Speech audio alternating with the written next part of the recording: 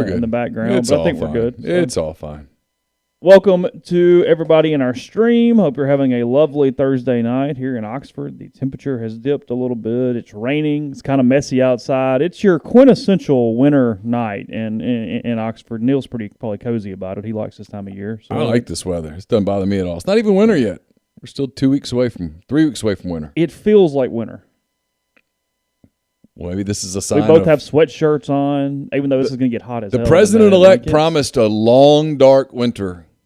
And so maybe, by God, he meant it. He said today that we're wearing masks for 100 days. Did he really? Yes, sir. Nationally? Well, that's going to be his recommendation. We wear masks for the 100 days. My response is no, thank you. I'll just stay home. I didn't see that. I've been kind of disconnected from society for the most part. If the mask worked so freaking well, then we would have flattened the curve. Everyone's wearing masks, and the thing's going. Masks are like trying to catch mosquitoes with the chain link fence. That is very complicated. They slip through them, don't they? You're not going to get them. I know it's a hard thing for people. I get it. I get that it's become a very politicized thing, and people have lost friends and switched churches and all these kinds of things over it. But it is what it is. Let's see. Looking at the stream, it is true that Cade Renfro has entered the transfer portal. It is. I did love the internet on that. Everybody going, well, I mean, he moved wide receiver, so of course, because they moved. It's like it's COVID position. He moved to wide receiver because they were gaming the system early. Yeah, they were trying to make sure they had enough players at spots. Well, also they just only wanted to have two quarterbacks. So if you lose one, so they didn't want to get into a situation where they had to play Cade Renfro at quarterback in a game. Yeah. It just made me laugh. So, DeMarcus Gregory has entered the transfer portal. Is that right? Yeah. Did you not see that? No. Our own network tweeted it. That's okay. I haven't. I've been busy today. I've had a lot of stuff going on. Nick Haynes, there's a long thread on the message board about that. I saw the Nick Haynes. I'm aware of that one. So, look, Neal wrote on the board about some silly season. It's going to be a bit of a silly season. There's going to be a lot of incoming and outgoing and all sorts of crap going on from that standpoint. Luke Altmaier's picking his college tomorrow at noon. I mean, bated breath waiting on the results of that one. I'm going to base on some emails that I've received today. I'm going to bet that Luke Altmaier commits to Ole Miss tomorrow. I feel like we were given a very big hint of that in our inbox at some point today, right? My money's on the Rebels.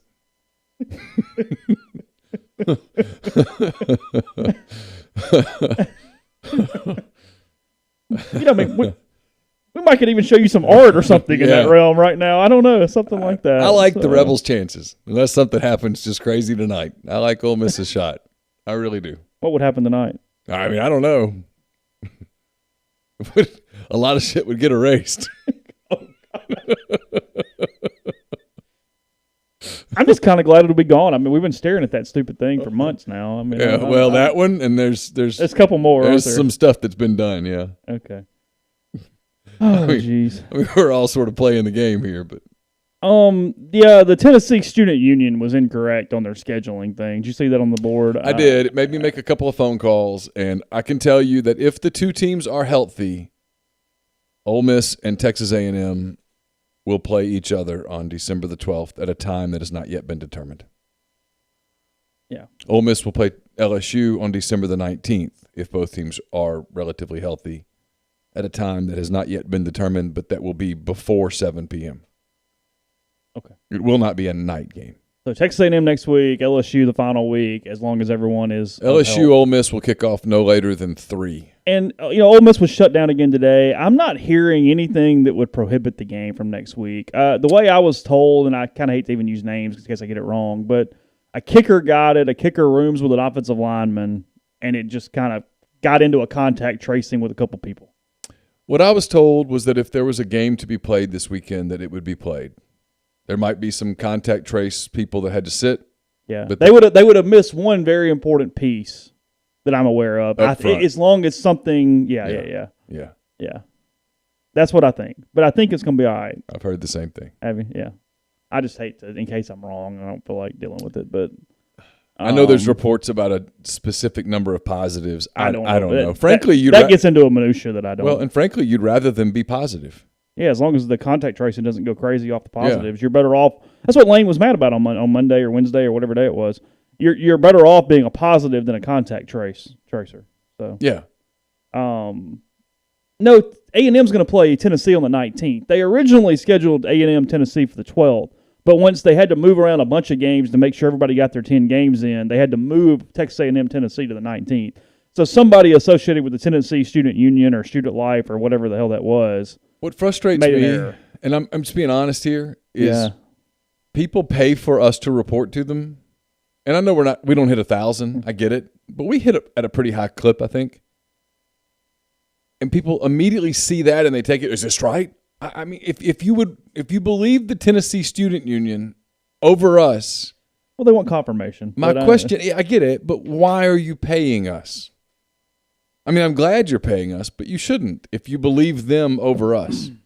What about the ESPN 2? Just to see the SEC game. What's the score? Oh, okay. We are currently watching UConn USC. Watching is such a strong word. Okay, sorry. It is on in front of us, kind of. And then, never mind. It's women. I'm sorry. I thought it was men. So never mind. You can go back to your ESPN now. Hold on. You can go ahead. No, go ahead.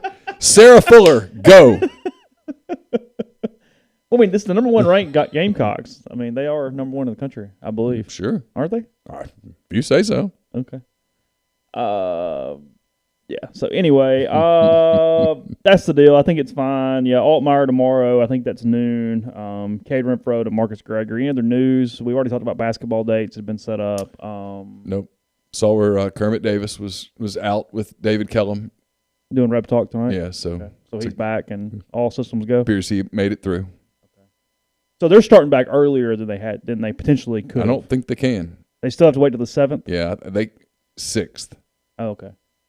6th? I think they can practice Sunday. Their initial statement from Ole Miss said operations were ceased until the 7th. Okay. Could be. I mean, I don't know. For some reason, I heard 6th, but whatever. They'll start back Sunday. But that might have depended if anybody was contact traced off Kermit. I don't know. If they weren't, then they can start back Sunday or Monday, and they play on Thursday. Okay. Against Jackson State? Yeah. And then they rescheduled the Central Arkansas game. And then they play like Central Michigan or somebody anyway. They play Thursday, Saturday, Monday. That's correct. And you believe they will reschedule Memphis? I believe that both schools want to reschedule the game and will attempt to reschedule the game. Okay. Yeah, so you guys can dictate the show a little bit as you typically do. Will Barber, what's the deal with all these decommits? Well, the numbers work out. Yeah, so here's my philosophy on this, and some of this is me being a dad to teenagers. I think we should allow young people to decommit. Okay. Yeah. I think that's the nicest way to handle that. Let the young people decommit and let it be. And if you want to interpret that as they got dropped or whatever, that's cool. I'm good with that. I just, from a publicity standpoint, would rather let the young person decommit. They don't make the money. You know what I mean? Most staffs are good at that. Hey, it's cool. And so here's my thing, and this bothers some people, and most people I think respect it. Recruiting, if you're going to follow recruiting intently, you do have to occasionally be able to read between the lines. And if you can't, at some point that's a you problem and not a me problem. Because we can't dictate what we're doing based off that. Yeah, because sometimes, from a sourcing standpoint, every so often in journalism, you do have to scratch a back. Does that make sense? Yeah, of course. Sometimes when people say, hey, I'll give you an example. Sometimes people say, hey, can I tell you something off the record? And my response will be no, because I'm close to something on the record, and I don't want you to get me off the record where now you set me back, and I know something that I can't report. Other times, someone will say, hey, can you do something for me here? We're trying to do something. We're working on something. Kind of need this out of the way. Can you help me a little bit? And where I say to myself, okay, am I really jeopardizing anything? And the answer is no. So sure. That happens too. Oh, we've talked about this a ton, and I'm not going to get off into a big journalism discussion tonight or anything, but some of the worst reporters are the people who have to know something for their own curiosity, because every time they'll take the, hey, how about this off the record? And they go, oh, yeah, because they just want to know. Well, then you're screwed, because then you can't even go to somebody else and go, hey, can you whatever, because that guy's going to think you just screwed him. So it's, you've got on record, you've got off record, you've got on background, which you can use, just don't quote me, all this kind of stuff. So, yeah, a lot of times if you're close to something, you go, hey, I'd rather you just not tell me and let's just avoid this and move on, because if you tell me something, it's actually going to harm me for reporting this as we move forward. Ole Miss has a number of lines in the water, spots that you can take. And so if the number is 25, let's just use 25 as the number. I don't think that is the number, but let's just say it is the number. 25, 26, something like that. Yeah. That's the number. Yeah. Well, that doesn't mean 28. It means 25. Now, you can take less than that, but you can't take more than that. And so if a kid wants to come in December that you couldn't get in October, well, you've got to make room for him. He can't count as half of a scholarship. He's a scholarship. So you got to maneuver. So, yeah, when you see decommitments en masse, one of two things happened. Either your program is falling apart or you're making room. I'll let you determine which one that is. Because there's a part of me, as the dad of young people, who feels for those kids. You pray they have spots other places. Because all they did was not be quite as good as the other kid. Yeah. And a lot of times, margin. It's margin. And as a dad, I feel for those kids. So, no, I'm not going to announce that, hey, Ole Miss dropped so-and-so. Nope. I'm not doing it. You guys can speculate on it, but I'm not going to do it. I'm going to let the kid decommit. What are we doing on Neal's picks with the changing game? We're just getting a W on that. Oh, we're all getting W's? We're all getting a Hugh Freeze W. Hugh Freeze's team got the COVID. We got a W. The guy in first place minimizes the number of games in a season, changes the records, and the lines. At the end of the day, it does say Neal's pick, so we're all playing his game, and it is what it is. Are you losing ground based on it? No. No, I just have fewer chances to catch up. One fewer. We're going to pick a lot of games. Well, we're going to pick a lot of games depending on what the records are moving forward in the next couple of weeks. That's what we're going to do. Last year I won, and we picked every bowl game. That's true. We picked every NFL playoff game. Huh? Were you up headed in? I was. I gained ground in the bowls. Yes, thank you very much. You had a weird read on bowls last year. I've always been good at bowls. Really strange. I've always been good at bowls. Typically, it's just who gives a crap, but some bowls beginning to be canceled, by the way. Yes. Las Vegas Bowl has been canceled, so you can knock that one off the SEC list. Avery, our friend Avery, appreciated my commentary on the contest in Neal's picks. I read it, saw it, yeah. I enjoyed it. I entertained myself. I chuckled. You missed one ingredient potentially though in a cocktail you might just be interested in. I mean, there was a couple other lemonade, didn't I? Well, yeah, because a lot of times it was vodka lemonade with a hit of cranberry potentially. Okay. Yeah. And was there something else? Yes, but sometimes you can get a little Sprite in there. Just give it a little effervescence though. You can get a little, that carbonation brings a little effervescence up sometimes That is some kind of drink. Is it? You want to try one day?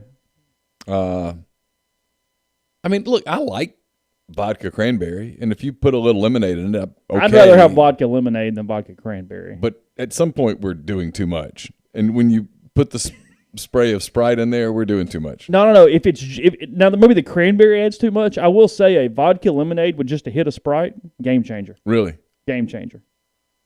Yeah. No. That's all right. Whatever you say, Hugh. Sounds good. I don't like cranberry. I'm not a cranberry person, but yeah, right. Hypothetically, just saying. In a styrofoam cup, of course. It's when you go, hey, allegedly. I don't. Yeah, so that no one would possibly think that just maybe. All right, so we're gonna get a win there. Let's see, nothing else. Really got nothing else news wise at all. I posted a little bit on the message board. Something that does not matter whatsoever. Perfect Game had a mock draft, had Nikhazy going 27 overall and Hoagland going like 33, 34 overall. That didn't get noticed today, buddy. Yeah, well, I had some comments. Did it? Fine. Okay, Yeah, it was fine. Well, because I sat there and I was like, should I do anywhere? I was like, no, not today. Like, just stop. Just don't try to like, because I was like, should I call something? I was like, no, don't. It's just a mock draft. Stop. Just quit. What I found interesting about it was Nikhazy being higher than Hoagland. Because the stuff isn't better. He just gets outs. So it takes that team to go, by God, I just see him. Well, listen, not to go too far down this rabbit hole. Yeah, because we're not going to. But all these baseball teams have lost a ton of money. And so guys who can be closer to being major league ready. Can you come get outs for me now? Hey, there's no guarantee there's going to be minor league baseball this year. Right. Yeah, that's true. So are you closer? How much development do you need? Thank you, Kyle, for the super chat. Really appreciate that. He says, do you think Saban has wanted to beat anyone more than LSU this year? No. Like during his career? This year. Well, no. Oh, no. And ever this year, no. Maybe never. I don't think he's ever been pissed off at somebody more at any point. I'm told there's a lot of anger. What is that? Is that something we need to know recruiting-wise? Mm-mm. Did you not get that? Wait, hold on. Adam Frieden. Oh, let's see. Oh, it's just an offer. All right, whatever. Oh, okay. It's okay. Somebody did move up in like the 250 today, though, right? Did I see that? Didn't I see that? Yeah. Who was it? I can't remember. Oh, this is 2025 defensive end? No. Uh-huh. Whoa, huh? That's Carson's class. Ole Miss offers 2025 defensive end Brandon Thomas, whoever that is.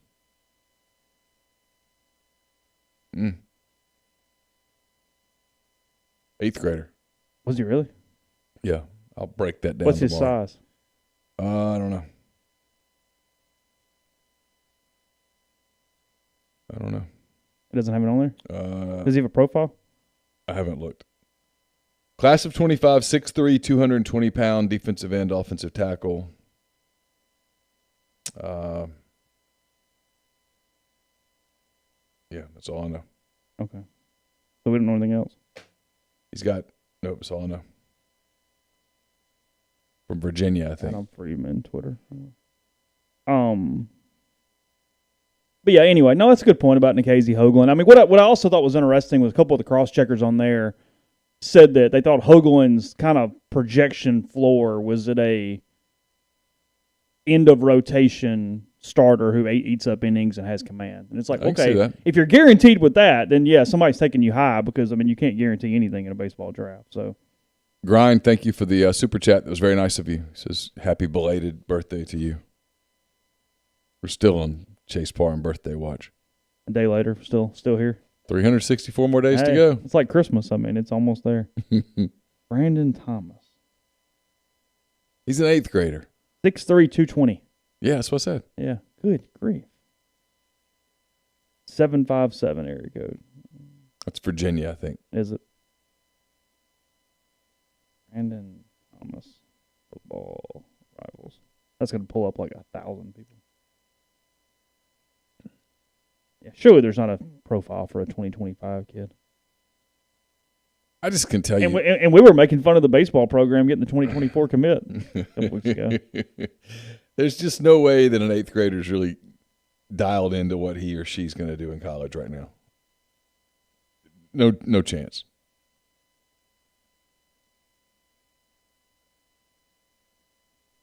No chance. If you were to say to Carson right now, what are you thinking about for college? He would just look at you. Would have just no clue. He wouldn't even know where to start answering your question to give you some BS answer. Truly. I mean, he wouldn't have any idea. He would just look at you like, I don't know. Kumar Rocker wasn't going number 1 overall in this, by the way. Who was? outfielder from Florida, Judd Fabian. He better really. Is he a high school kid? No, like university. Oh, university. Yeah. Let's see. Yeah, just curious. It says this is more relevant, just period. It basically talks about how nobody really knows who the hell's going 1-1 because it's such a weird deal right now that you're throwing a bunch of guys into the hat just because there's no scouting. I mean, it's just like college football recruiting right now. Like, how are you watching? What are you doing? I mean, there's just no ability to do so much. I mean, nothing against Adam Freeman and Adam Gorney and Woody and all the different people, Josh Himholt, all the people at Rivals who I have a lot of respect for. Chad Simmons has gotten us prepared for tomorrow. But if you can't see camps and you can't see the stuff that you typically see, are you going to miss? Yeah, our coach is going to – Lane Kiffin talked about this. He said they're going to miss. Everyone's going to miss. And then the transfer portal kicks in, which is going to be chaotic and a circus. I don't know. I mean, it's like people go, how does Ole Miss still – I mean, how does Rival still have Antonio Harmon ranked whatever? I'm like, I don't know. I mean, this is such a weird year that I'm not going to hold everybody responsible for rating mistakes. And if you do, I'm cool with it. That's fine. I mean, whatever. But the year is not set up the way that they have built their system to analyze. Yes, that's the point. That's exactly right. That Rivals has spent a lot of time, 24/7, college coaches. I mean, everybody spent time putting together their system and their method and how they go about their calendar year, and it's thrown away. And they'll be in Montgomery for the All-Star thing, and they'll look at kids and see some stuff and probably go to a few more state championship games just to get some eyes. But you don't get to see what you like to see, which is, okay, we're going to put this 5-star against this 5-star, and we're going to see what they look like. Sure. We're going to do some of this stuff. We're going to really get to analyze. You don't get to do that now. So are you going to screw it up? Yeah, of course. You're going to miss. You're going to overrank. You're going to underrank. And so are the coaches. Like Lane Kiffin said, he said, we're about to sign a class that we haven't met. Think about that. Dax, thank you very much. That's very nice, Dax Barron, with the super chat. That was cool. Appreciate you. Denver says, what's the deal with the one-time free transfer? Has it passed? It hasn't yet. It hasn't, but it will. They think it's going to, but they don't think it's going to affect till August. Yeah, I don't think it's going to be retroactive. If that happens, then whoo, total circus. Yeah, no, I don't think that's the case. No, I do think you're going to have a late summer, early fall bonanza from that standpoint. Iton is announcing a top 6. Not committing. Yeah. I like Ole Miss's chances there. Daniel says Clemson is hurting 3 programs, Carolina, Vols, and Auburn. Yeah. Vols and Carolina for sure. Think Auburn? Maybe. Sure. Okay. Yeah, fine. Yeah, I don't think it's retroactive. It's just going to be moving forward at that point. What is your advice? Because you want to go into journalism, Brandon. What is it? What's your advice? Neal's going to tell you to run. No, I'm going to tell you this. Okay, so, all right. Well, fill us in a little more. Give us a little more information. I wish Brandon could call. Call, Brandon. All right. 662-259-0991. Don't everybody call because I want Brandon. Leave the line open for Brandon. Brandon, let us know if you're going to call in because I'll take your call. Because I actually have advice that goes deeper than just don't do it. Definitely don't do it. But you need to definitely have a backup plan. Yeah. And that's what he says. I'd like to know what it is that you're thinking about doing, what it is you want to do, how old you are.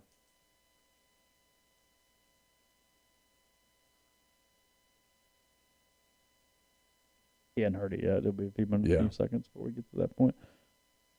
Need a backup plan. Oh, look, the field's pretty complicated right now. So it's putting it nicely. Robert Mack says, do you think Norvell would like a redo on the coaching search? Not yet. I don't know. Maybe because the SEC's a better league all the way than around. the ACC, just in general. Yeah. But there's no excuse for Florida State not to be the third best team in that league. Yeah. That's the thing. And at the end of the day, that should be a good job. Because, I mean, maybe you're not Clemson right now by any stretch of imagination, and Miami can have the ability to be better than you if you're both operating as efficiently as possible. Yeah. He said he's trying to call. Okay, I'm looking for it.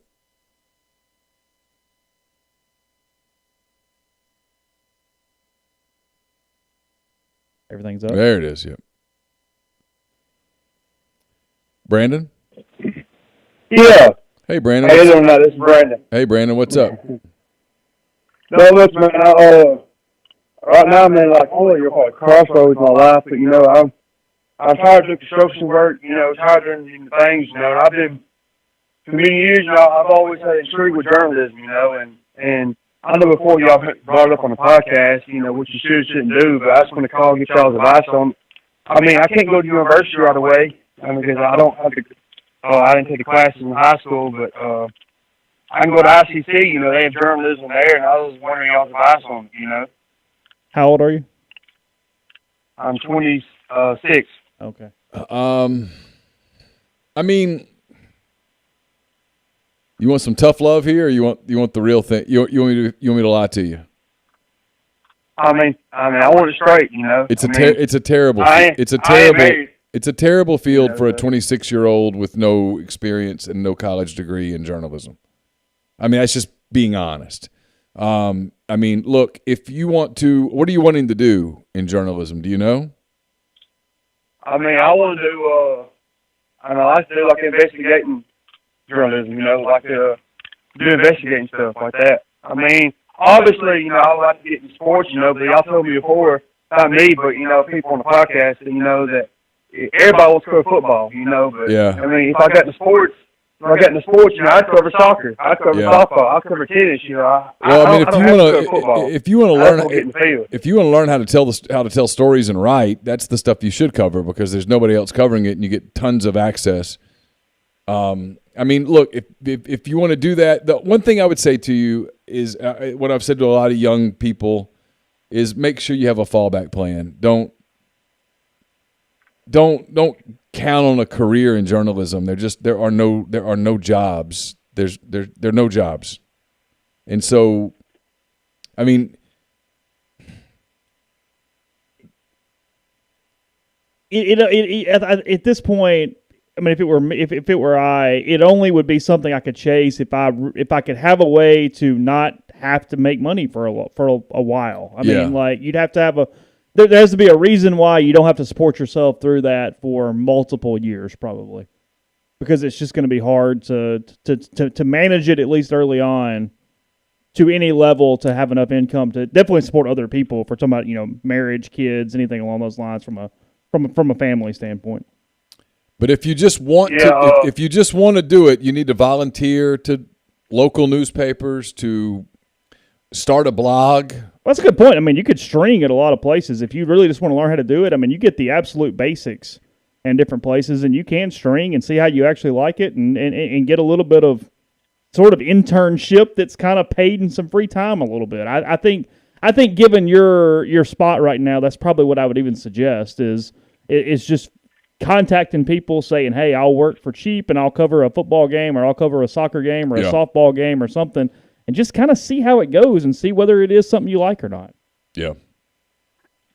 And I got asked a question there too that so would it even be worth me my time to go to college for journalism?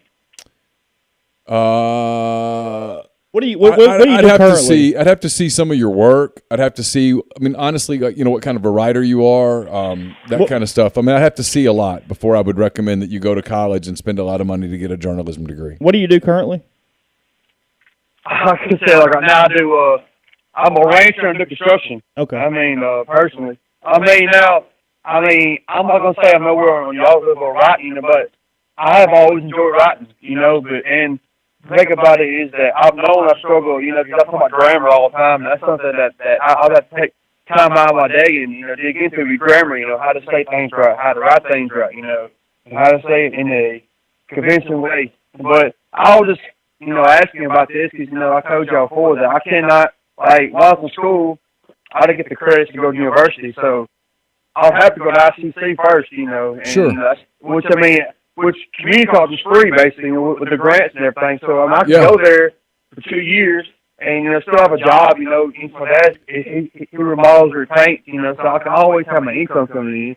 Well, that would be what I would recommend that you do. I would recommend then doing that and trying to get involved. You can write for the Chieftain at ICC. Yeah, write as much as you can, and then see if you can get people to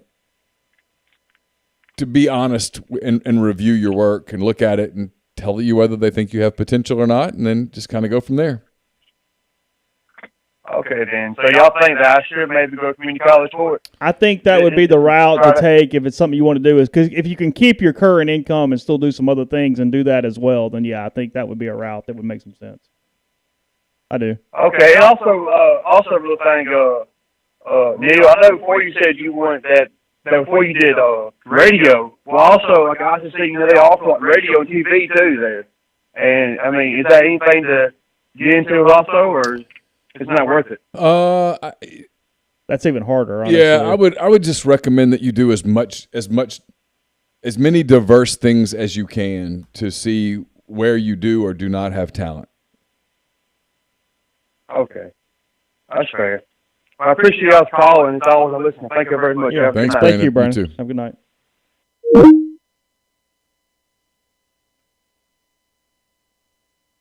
Just flip to Ole Miss and Kansas women's basketball. I was really confused for a second. Okay, yeah. I think this is live. Yeah, it's live. Yeah. No score. Yeah, we're not 9:01 to go in the first quarter. Everybody says Home Chase Alone is going to 2. write. Chase is going to write 2,000 words on this game when it's That's what over. I'm doing. I'm keeping notes. Got my notepad, my pen. Do you like Home Alone 2? Home Alone 1 is awesome. It is. Home Alone 2 pisses me off because there's no way in the hell they're going to lose that kid again. Right. Come on. No chance. Like no chance. No chance it ever happened again. You left Kevin in Chicago while you all went to Paris. It's never, spoiler alert, it's never going to happen again. When you go to Miami or wherever it was. No. There's a 0.0% chance that mom doesn't have her hand on Kevin the entire time. 0%. Well, they're horrible parents. They are horrible. I mean, they're some of the worst parents in movie history. He doesn't even look worked up about it. Like, it's like, whatever. I mean, if he dies, he dies. I mean, it's kind of like Ivan that's Drago. true. He shows no real He doesn't remorse. give a damn. I mean, if that's my kid alone in Chicago and I'm in France, I'm like, I'm moving heaven and earth to get home. Yeah, we're swimming across the channel at this point. Whatever the F figure it takes. out. And he's like, I'll get the plane on Monday. Hey, don't worry about it. Hey, would you like a Chardonnay? Well, right, yeah. Yeah, it's going to be okay. I was reading something today how they do a pretty good job with which it's one of the worst continuity movies in the history of the world. But one place where they do pretty well is that it's an odd number. There's supposed to be 17 of them. So on the vans or the vans or whatever, both sides could think they just had the bus with 8, not the bus with 9. You know what I mean? Yeah. So like you're not looking around going, oh, well, hold on, we've got wrong numbers, we've got an issue because, But no, worst parents. Home Alone is a classic. I mean, I'm not gonna say anything bad about Home Alone. It doesn't even bother me that the Wet Bandits really die like 47 times throughout the thing, or should have, but they. Yeah. I mean, they end up with like a concussion after. Have you ever seen that when they break down the injuries that they would die have like suffered? 47 times? Yeah, they would have. Yeah, they would have died so many times over. No way they would have gotten up from that. How much damage you think was done to that house over the course of the movie? I don't know. Like thousands and thousands of dollars of damage. Yeah, I would think they just destroyed insurance it bill and then just fixed it. Yeah. Well, the dude was in the mob. I mean, look at the house he had in Chicago. He's sending everybody to Paris for 2 weeks or whatever. I mean, Kevin's dad was doing something illegal. Oh yeah, no question. He was in some sort of Chicago mafia. Absolutely. I mean, which is maybe why he wasn't worried about his kid being stuck in Chicago. He's like, hey, he'll either make it or he won't. This is initiation. Yeah. I mean, what's up? Hey, who do we have? Hey, this is David from Olive Branch. Hey, David, what's up? And I just got a few recruiting questions for y'all, if you can answer them. Yeah, let me lay some ground rules on recruiting questions. The more specific, the better, because the general question of, hey, how's it looking is just too general, and I can't answer that. Right. These are pretty specific answers, I think. Okay, all right. Or questions. One, there's a few JUCO defensive linemen in state here. I believe Jalen Williams is one of them. Are they just not takes at this point? Or Are we waiting to see who's in the portal at the end of the season, or what? They're going to be picky on the JUCOs. They're not crazy about a bunch of them. Is my best understanding. My best understanding. They like the Iton kid. I think they can get him. I think they feel good about the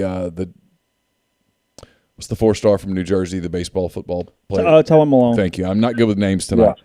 They feel really good about Malone. I think they feel really good about a grad transfer right now. Again, numbers are numbers. You can't just add and add and add until you know what your numbers are. So I don't think they're just nuts crazy about a couple of the JUCO guys that people talk about. All right. And my second question is there a surprise, I guess it's in the microwave, that it's on nobody's radar at the moment that we could maybe expect either for the early signing period or maybe later on in February? I mean, I guess it's possible. God's honest truth, if there is, I don't know who it is. Okay. Cool. All right, guys. Keep up the good work. Love the show. All right. Thanks, David. Thanks. Appreciate you. I hope that didn't come across the wrong way, but David, when good. people go, "Hey, how's recruiting looking?" It's like, if you'll ask me a specific question, I can probably answer it. Family Man, Christmas movie, is that what y'all meant? I'm obviously not Family Guy, the show. Family Man. It's a good show. It's a good movie. It's a good Christmas movie. Oh, I never saw that. Nicolas Cage. Is it Tia Leone? She the female in that movie? I remember her. Do you? Yeah. He gets to goes back to his had he married the college sweetheart and not chased his career, what his life would have been like. So does that the whole movie. Oh, you hadn't seen that? No, I hadn't seen that. Yeah, it's good. Yeah, it's all right. It's a good movie. Love Actually is a top 5 Christmas movie for me. I do really like Love Actually. I'll buy it. I'm not sure I've seen it. Seriously? I maybe have. I have to look at it. Hey, who do we have here? Hey, this is Colby from Olive Branch. Colby? Coley, Coley. Okay. Hey, Coley. What's going on, man? How you guys doing? I'm good. How are you? Good. I'm doing well. This question or this thing is more for Neal. I've been an Ole Miss fan all my life. I've been obsessed with recruiting. I actually went to school with your colleague, Zach Berry. And I was going to say, when I first saw your work, roughly 2010, 11 so, I really blew you off and honestly discredited your work because I was more familiar with somebody else that's with Scout affiliated that I won't say the name of. Never heard of it. And in the last 10 plus years or so, I've really grown to be a big fan of your work. You make excellent points, just like you don't sugarcoat anything. You say like it is, and even though you're in the field of work you are, you get grief all the time, fair or not. And I want you to know that I really appreciate your work. Well, thank you, Coley. It's very nice. Checks in the mail. Yes, sir. One question I was going to ask you, with all the bowl projections, did you have a particular idea of where you think the team may go for a bowl game? Man, I really don't. And the thing is with the bowls is that they're so crazy and fluid, for lack of a better word, with the COVID thing that it's almost impossible to guess. If you made me guess today, the safe bet would be the Liberty. Okay. And then if you told me that Ole Miss got to 6-4, then maybe we're really changing something and moving up. But everybody's got to kind of cool it a little bit with some of the virus stuff. I'm a little concerned that multiple bowls are going to get shut down. Yeah, I'm seeing that more and more. But anyway, thank you again for your time, guys. All right, thanks, Coley. So you haven't run through a ton of Christmas movies then? I mean, I've been reading the lines from Christmas Vacation, and I'm laughing because I can put those almost to the minute where that is in the movie. You couldn't hear a dump truck driving through a nitroglycerin plant. Christmas with the Cranks may be my least favorite Christmas movie of all time. I can't. It's Presley, I love you, but it's oh god, it's so bad. We watched Elf the other night. Elf's good. Elf's good. Elf's good. There are parts of Elf that piss me off, but Elf. I mean, everybody knows my Elf least is favorite good. Christmas movie is Christmas Story. I just hate it. Oh yeah, TBS all day. That's why I hate it to the level I do. Is it's so oversaturated that Bad Santa is a good watch. it is. It is. I mean- no, it's legitimately good. Die Hard's not a Christmas movie. No, it's a good movie. What was my direct quote?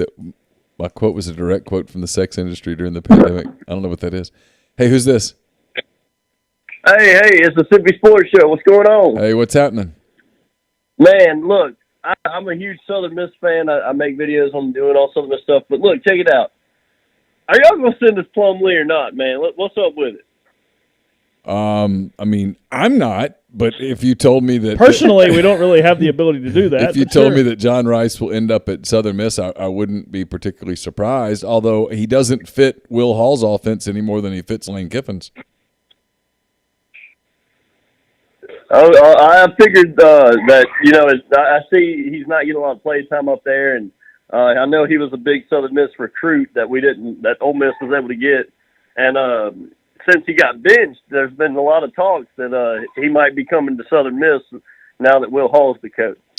Yeah, I mean, it's possible. He just doesn't fit Will's offense. Will's going to throw it around Yeah, some. Will's going to throw. I mean, Will has this funky, now look, the midline principles in Will's offense, Plumlee could do the hell out of that. But Will also runs it kind of out of the spread with a lot of pass concepts as well. So, I mean, I don't know. I mean, he's got to believe that he can improve John Rice in that area. Yeah, I agree. But real quick, though, just say it did happen. Do you think he would set the Conference USA on fire, which isn't hard to do, or do you think he wouldn't? He would just stick with baseball? Athletically, he would run around a lot on Conference USA Yeah. and do well. There's no doubt. I just don't. I mean, I don't know what Will wants to do. My guess is that Will wants to set a tone for his offense that shows future quarterbacks what he wants to do, and that's not run. He wants to throw it. All right. Well, look, that's all I got, man. Thank y'all for taking my call. Thanks. Thank you. Appreciate you. All right. Bye.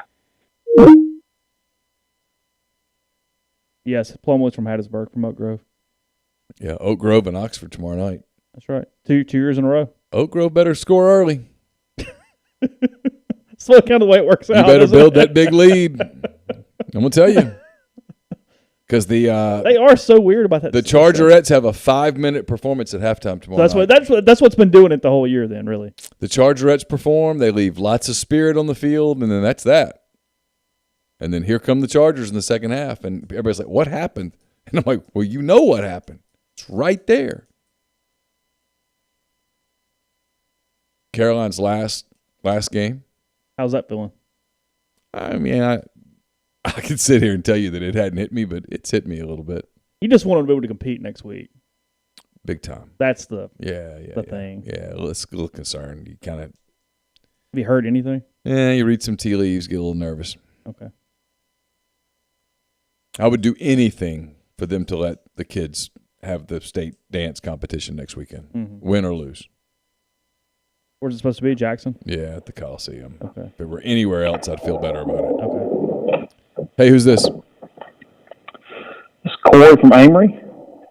Corey from Amory. I know a Corey from Amory. Small world. What's going on, guys? What's happening? Nothing, man. Just trying to put a bow on the night. What are y'all doing? Oh, We're watching women's basketball. We're watching women's Talking hoops, to you. man. Bless your soul. Congratulations to your friend Will Hall. Oh man, this is gonna be great. I think. So is he going I know, to is he going to tamper and go grab Plumlee and take him down to Hattiesburg? Man, I have no clue. Honestly, I think that would work for Will. My Ole Miss fandom doesn't allow me to do that, but I can't imagine a faster Will Hall in his offense. It'd be something to behold. That's true. But no, I hadn't had those conversations, and will not ever have those conversations. Can he at least do some internal in-house recruiting and hire Bobby for that? Just let him walk around the facility and show everybody around campus. I didn't bring that up, but I wanted to do the whole. Hey, is Bobby going to be the Monty Kiffin to your Lane? You know, and he's been a little busy the last couple of days, so I hadn't Haven't really got a chance to talk to him a whole lot, but I'm fired up for him. I think it's a great opportunity. I do. I think that there may have been better opportunities that would have come up, but I don't know that there's a better opportunity for him to get to where he wants to go sooner than where he's going, if that makes sense. What do y'all think about that? Well, look, I think he wants to be an SEC head coach one day. You know him better than I do. I think being the coach at Southern Miss is a good fit for him. If anybody can get that to get back to a place that they want it to be, it's him. He's, what is he, 39? He's 40. He'll be 41, and he's my age, but he's a red shirt. Okay, so I'll be 40 in 2 weeks, and he'll be 41, I think, in the spring sometime. So he's got time. He's got 5, 6, 7 years before he'd be, quote, panicking about an SEC gig. I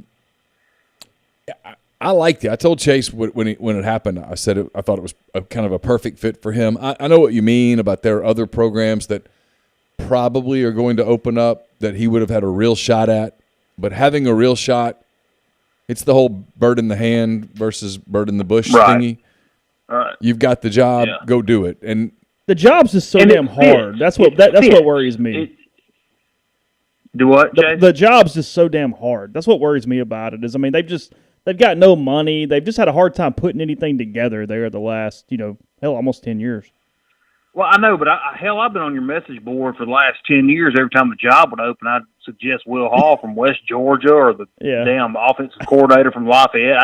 I know him, and that dude is going to win some football games. I would bet everything I have that they go to a bowl the first year. Like, seriously, well, if that's the case, he becomes a fast. He doesn't know how to not do it. He just doesn't. That's not in his DNA. I had a bunch of couples and their kids in 2010, 2011. We were over at our house, and there's like 30 kids running around, and somebody will like say, well, that's the wrong bowl game. But I remember it was like the 23rd of December, and like Oregon State's playing BYU, and he's sitting there watching it with a 3-ring binder because this team had the X Russian defense in the country, and this team was a ex-Russian offense in the country, and he was trying to take notes to figure out. That's all he does.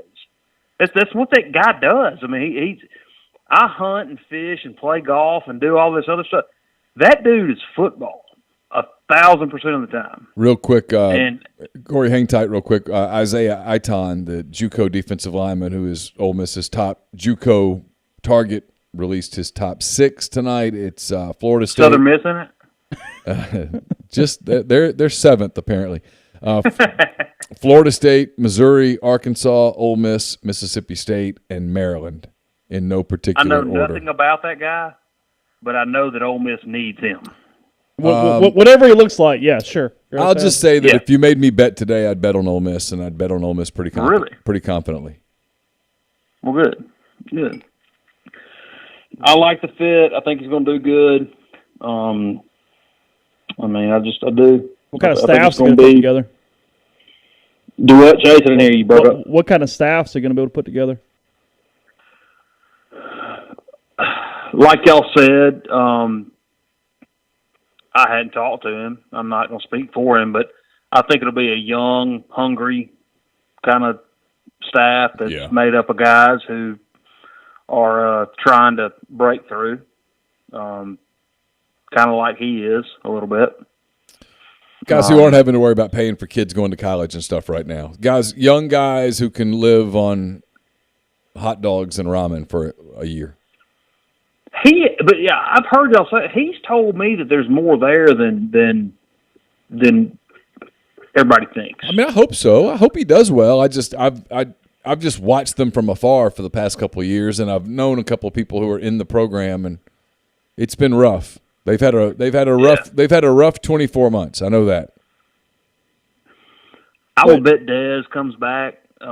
He played football, same age as us. I think Dez played at Delta State and was with him for a lot of years. I don't know that to be true. But I would think Desmond, I can't remember his last name. Would Sam come Will's back? In his wedding. Do what? Would Sam come back?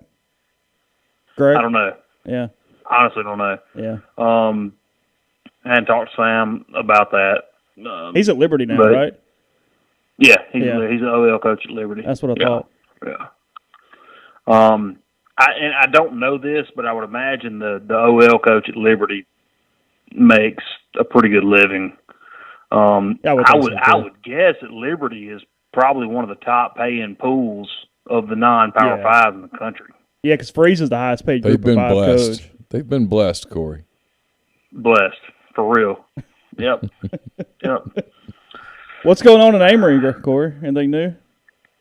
Man, we're good. Got the kids tonight, just hanging out and cooked some of that Miss Stouffer's or whatever it's called, lasagna. They were all about it, so I feel like a chef. Like I feel like that's the best frozen lasagna there is out there, though. I mean, if you're going to do it, the Stouffer's one is the best one.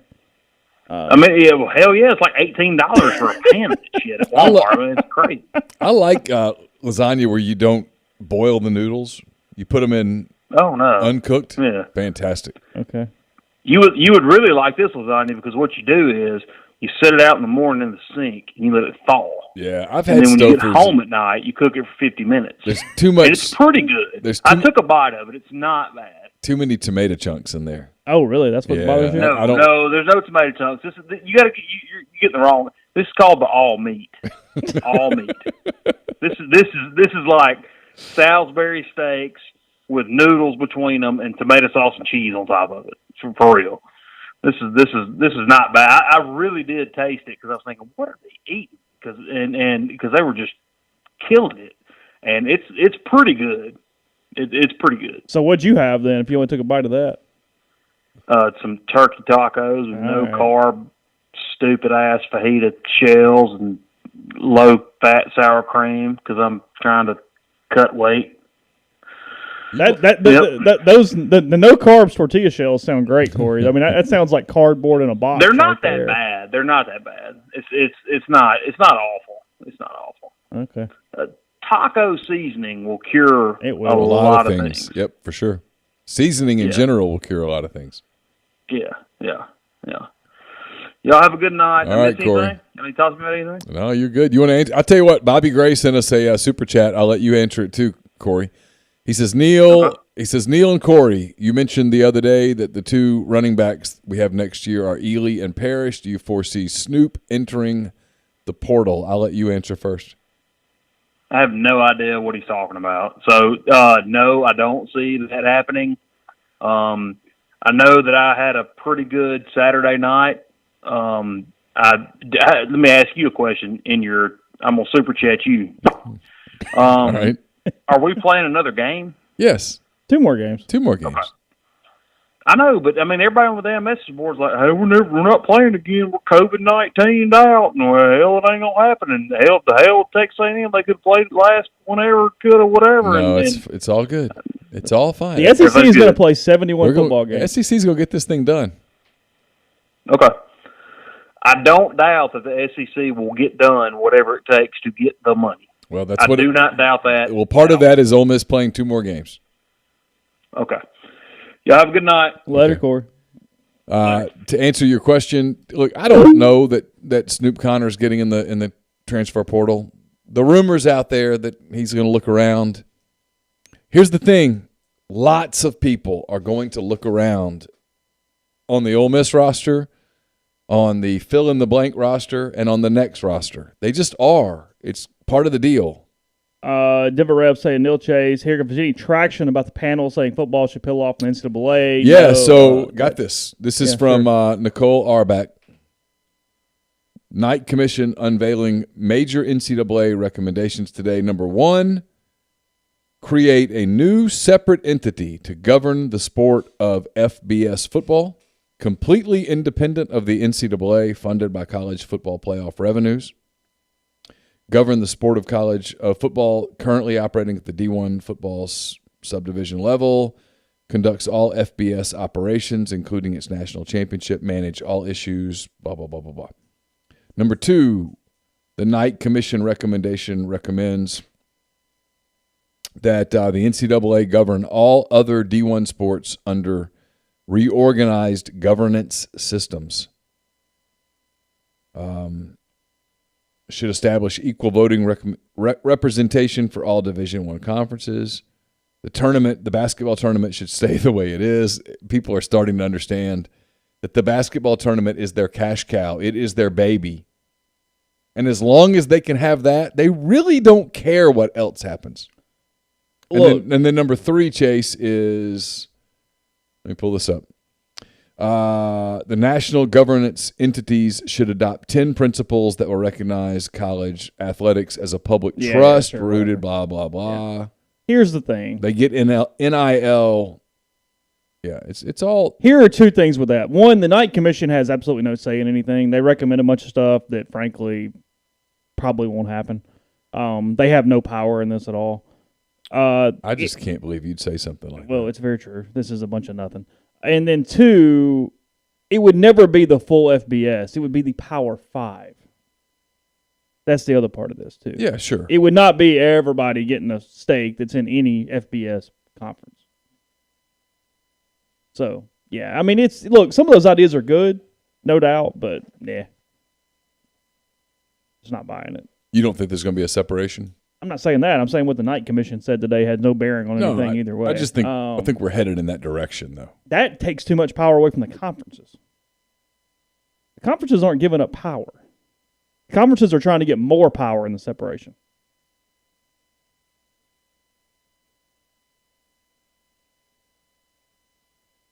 I think what's important is that we maintain the education portion of the student athletes. Women's basketball news, number 1 South Carolina has lost to NC State, breaking the Gamecocks' 29-game winning streak. Oh, wow. Ole Miss leads Kansas 17-10. I do. Kansas is undefeated. So is Ole Miss. This is a battle of titans. The Rebels have overhauled their roster. I will say that. Yolette McCoon can recruit. They've done a very nice job on getting better players into that program. Well, they needed to get better because they weren't good. Well, they're bad.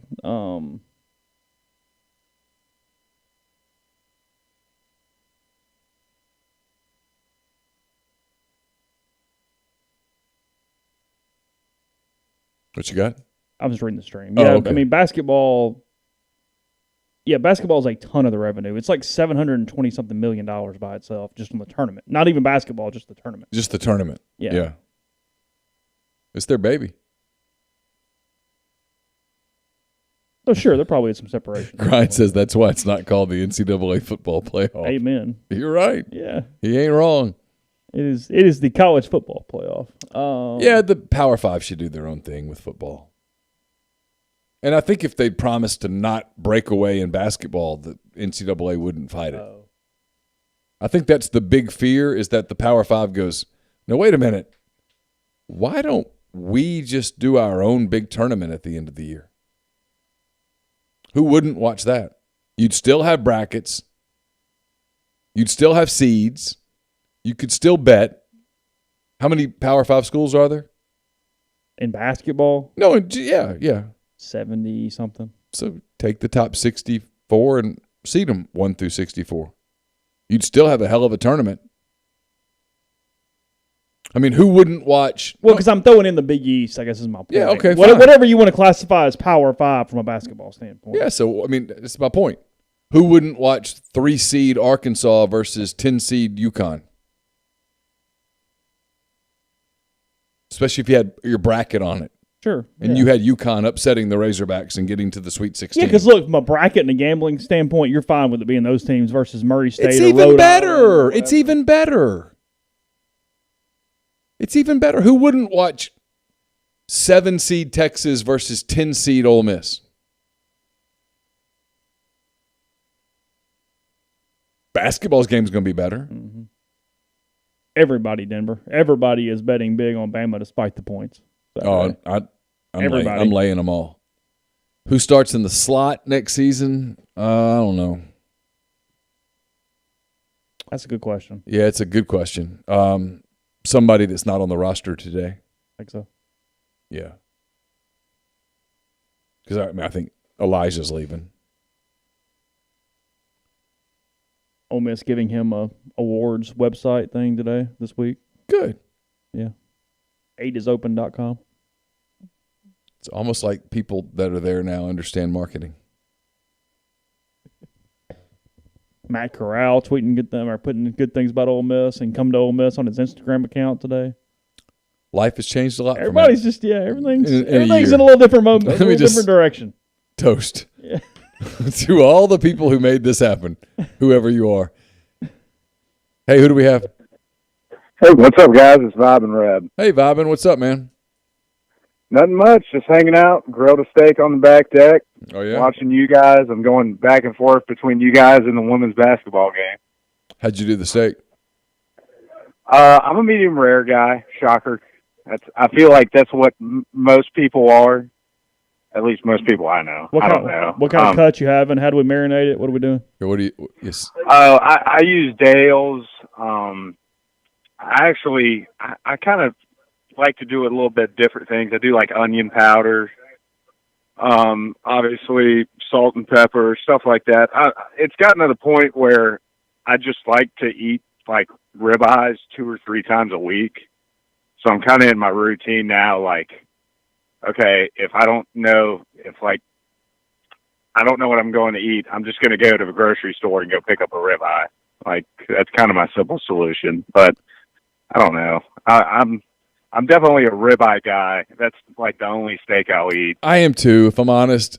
Everybody in my family likes fillets. Mm-hmm. Oh, yeah. And fillets are fine. I can't do fillets. Fillets are fine. Like I do a lot of sous vide with fillets, and I'll season it where I get the salt and pepper, and I'll use a little garlic powder, and I get it on all of it, and I'll sous vide it to about 128, and then I'll put it on the grill. And Carson will rave about it, and I'm like, I'm glad you like it, but it's fine. I much prefer a ribeye, and I know like a fat. Yeah, I know the ribeye is not as good for me, but if I'm gonna have a steak like every 3 weeks, I'd rather have a ribeye.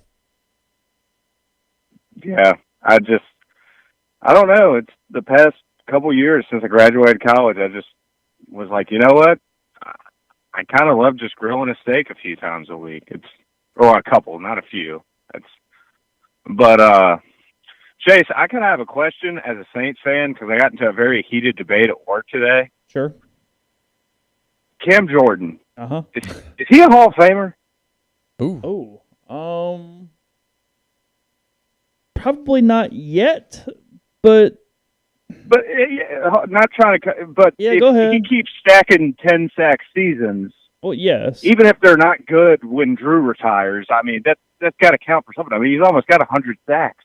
Yeah, I just pulled it up. He's played a lot of sacks. I mean, this is fairly incredible when you look at it. He's got 93.5 sacks in 155 games. That's, I mean, from an average standpoint, that's a hell of an average. I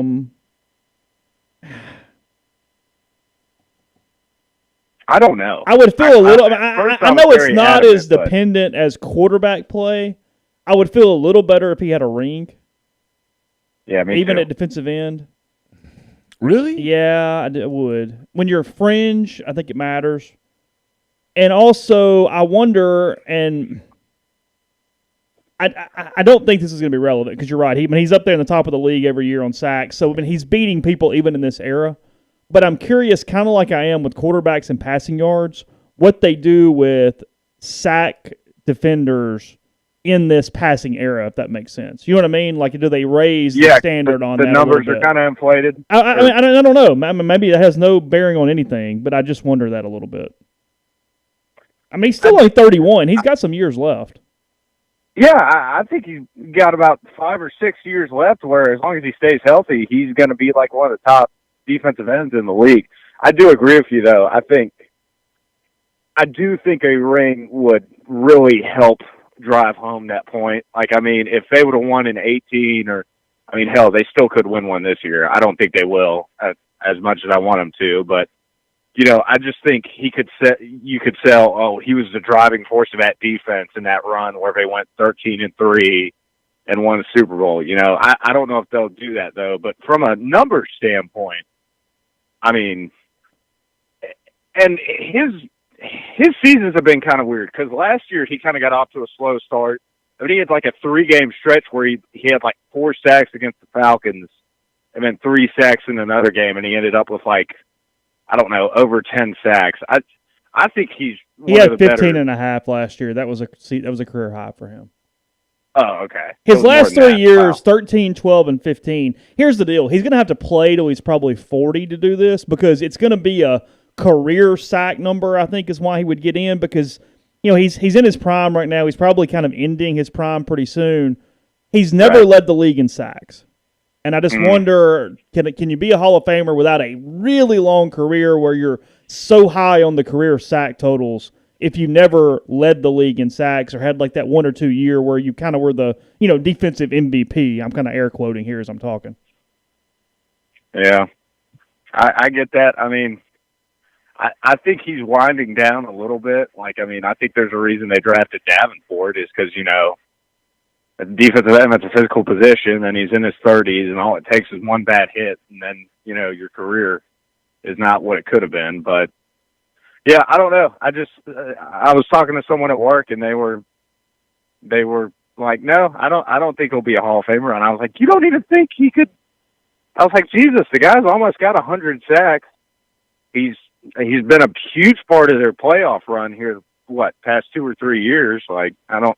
He needs 7 more sacks to get into the top 35 of all time. My gut to get Hall of Fame consideration, just my gut, is he probably needs to get into the top 20 all time at least, and that's 122 sacks. So I think he's probably 30 sacks away from at least getting into consideration from a career standpoint. If you get to 126, you're passing Derek Thomas. If you get to 128, you're passing Lawrence Taylor and Ricky Jackson. I mean, that's suddenly getting up into some territory. Dwight Freeney, 125. I want to look at that list and see who in that top 20 range or top 25 range, if there's anyone not in the Hall of Fame yet. I mean, quickly, like right now, active players, Terrell Suggs is 8th all time with 139. I mean, he will be a Hall of Famer. There's no doubt.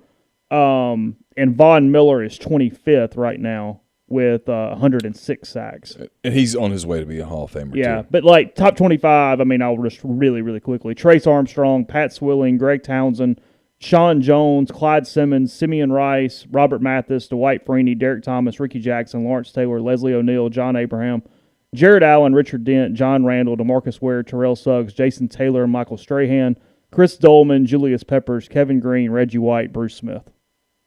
25-1. Not in the Hall of Fame. Sorry, I actually have that too. Let me do this real quick. Nobody outside of the top. Let's see. Charles Haley's in the Hall of Fame at 31 all time with 100 sacks on the knot, and Andre Tippett is in the Hall of Fame. 2009 is when he was inducted with 100 sacks on the dot. But then nobody else is up until the top 15, 16, 17 players are in, and then 9 and 10 are in, 5, 6, 7 are in, and 1, 2, 3 are in. So really, you got to get about top 15 there to get in. At this point. I think that, and if they somehow won the Super Bowl this year, I think that'd be a pretty strong argument. But he's just collectively, I kind of checked out of being. I didn't check out of being a Saints fan, but I just kind of took a break after that 2011 San Francisco game. When I think if they would have beat San Francisco, they play Eli in the Dome. They would have. Yes. I think they would have won. They would have beat them. Yes. I think they would have.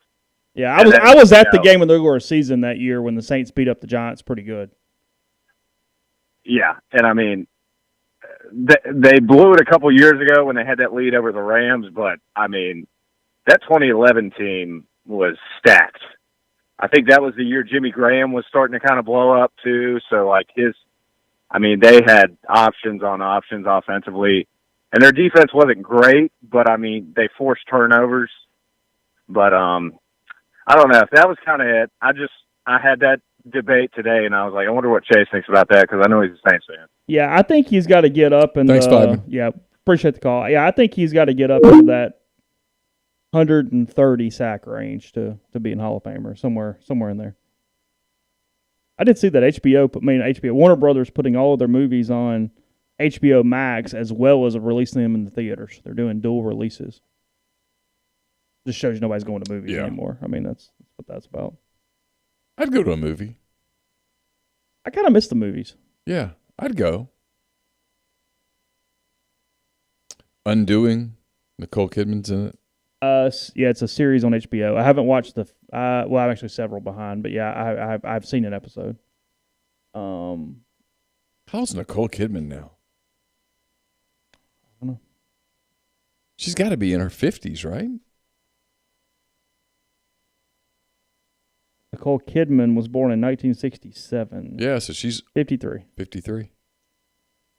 Damn. June 67. That is correct. How about that? We're getting old. I'm getting old. You're not. I am. She's been married to Keith Urban since 2006. Yeah, they've been together a while. She was married to Tom from 90 to 01. She went from psycho to a decent dude. I think Tom's He's psycho. nuts. Oh, he's crazy.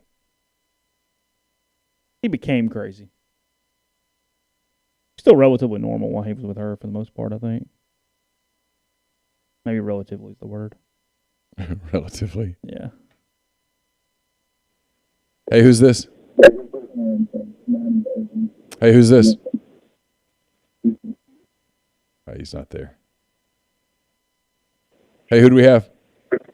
Hey, this is Bo in Madison. Hey, Bo, what's up, man? Oh, man, just have a little Four Roses, living the lifestyle. Thought you guys need a little chuckle tonight anyway. Hey, what's up with Deion Smith at JA/Callaway, wherever he, Ole Miss is in it big time. Really? Yep. That'd be a big kid. I saw him play for JA a couple times. He's well. really Let's athletic put it and this way. pretty Let's put it this way, Bo. They didn't fight a couple of decommitments for nothing. Yeah, no, understood. Yeah, it's amazing what 365 days does it, isn't it? Yeah, it's it's kind of hard to even think about, honestly. I mean, Dude, I bought a condo in Oxford August of 19, and the whole world went to hell. Baseball season, but I'm feeling better about it now. So. There have been times when I've thought about seriously, not to get down this road because sometimes it kind of like makes me shiver a little bit. Yeah, there have been times when I think about what if Ole Miss had won the Egg Bowl last year. Well, Mississippi State had no interest in really winning it. All jokes aside, yeah, because they still fire more. I think if you had told Mississippi State administrators before the game, "Hey, how do you want this to go down?" they'd have been like, "Are we off the record?" And if you'd said, "Yeah," they just said, "Let Ole Miss win a close game." Mm-hmm. Because they were going to fire Moorhead the next day. They had the press conference already planned, and if that happens, everything is where we are today. And Ole Miss doesn't make a change, and then the pandemic happens, and we are where we are. And I think it's a bad place. Neal, not to get off on that tangent, but I mean, this propaganda machine down here in Jackson is unbelievable. I mean, what did Moorhead do so bad the guy won 14 games in 2 years. The guy's not going to win 14 games in 2 years. I can promise you. No, he's not. They went to 2 bowl games, won 2 Egg Bowls. But man, they talk about that guy like they might as well just drug a coach off Mill Street down here in Jackson and thrown him up there. It's unbelievable to me. I just don't see. I mean, and Oregon looks pretty competent on offense. I don't get it. Everybody that I know, Mike Leach is going to be next year this time. Everybody I know says that Moorhead's a good coach, and that he's a good guy. And yeah, and I don't know what it was that was going on there. I'd love to know if they believed that they were going to get Billy Napier. That's all I can come up with is that they believed Billy Napier was going to take the job, and then he didn't. Well, there were, Mike Leach, I think, was not to get all down this road, but I think he was a third or fourth choice. And man, they're all in now that they want to change the whole 100 years of their football by throwing the ball 80 times a game. Oh, you think they're all in, Bo? Because I don't. No. I think the talking heads are. There's something going on. Hey, Bo, there's something going on with your call. I'm gonna let you go. Thanks. No, there's something going on with us. On us, yeah. All right, I'm gonna shut Skype down for a minute. There, it fixed. Was that Skype? I don't know. That's weird. That was weird. Oh, that's not good. Right, I'm gonna close out of Skype. Is that Skype?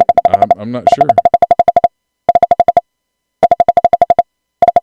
That's crazy. I have no idea. I have no idea how to fix it.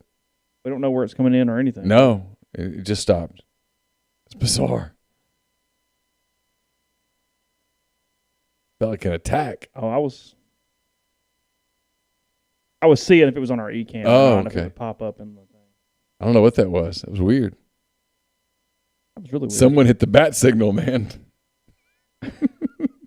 Oh, No idea.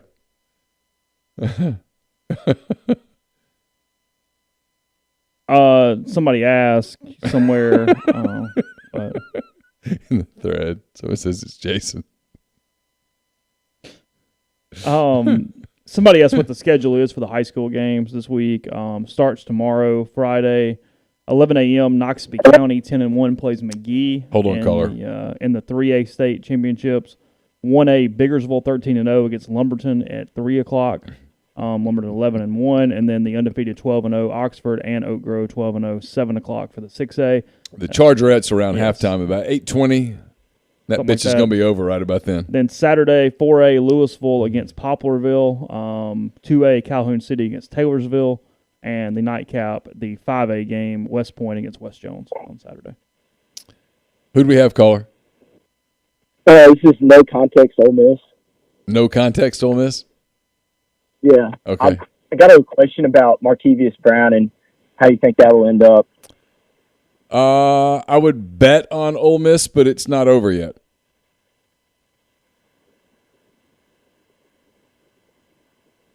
Also, I saw the tweet about how supposedly the Texas A&M game may not happen or something like that.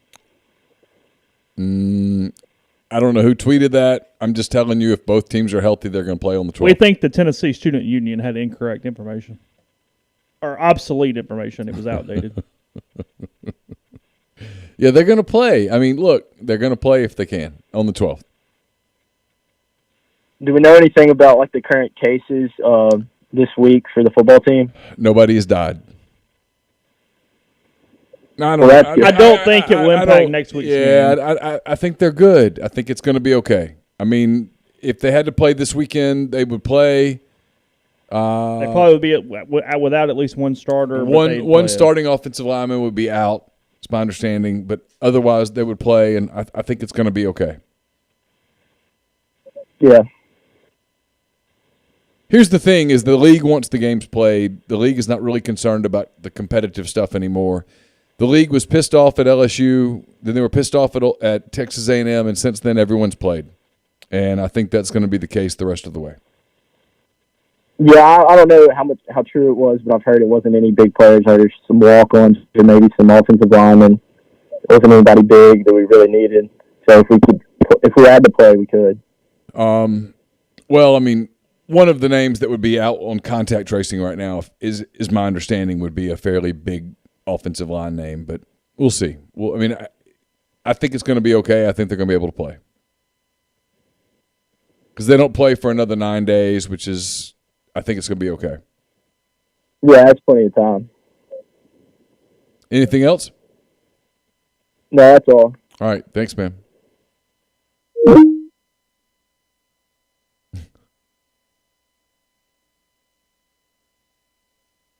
Yeah, my computer got the corona for a minute. That's all I can come up with. I have no clue what happened. That was weird. Gavin Newsom trying out some new software. All right, got another call. Hey, who's this? Hey, Neal, it's Cody. Hey, Cody, what's up? Not much. I don't really have a question. I guess I was just more or less wondering if I was a little crazy or not. We got talking about Matt Corral leaving for the draft, and he's coming back, and I guess we all consider him to be the top 1 or 2 quarterback coming out of the draft next year. He's got a chance, yeah. I mean, the only guy that's kind of an established quarterback for sure that the NFL really likes going into next year is Sam Howell. Sam Howell at North Carolina. Yeah. All right. Well, so let's say he is the top 1 or 2 quarterback coming out. I mean, that's going to make him a top 10 pick. I mean, would that be right? It's going to make him it's going to make him a first round pick. Let's say that first round. Yeah, there are going to be at least 3 quarterbacks taken in the first round of every draft that would put him there. Yeah, sure. Yeah. Chase, are you going to fight for New Orleans to pick him up, or? I think you want Matt Corral. I mean, we could do worse. I can No promise you doubt. that. No doubt. I can name one right now. I'm really worried his about. His name rhymes with I know. Drabisky. Oh well, no. I was about to say I'm worried I'm worried they're going to try to give the Taysom Hill keys thing. It's just not going to hold up over 17 weeks. I'm a little paranoid about Taysom Hill at the moment. I think they might try to make him the quarterback for a year or two. You think? I mean, I haven't watched him really, to be honest with you. But I have. I don't know. It's just he just doesn't seem like a quarter or an NFL quarterback to me. But he doesn't. I could be wrong there. They're 2-0, but yeah, no, it was the Falcons and then a quarterbackless Denver Broncos. Yeah. Well, yeah. Well, all right, guys. No, I guess I just thought I was a little crazy thinking he might be a top 10 pick, and he just come out of the blue, kind of.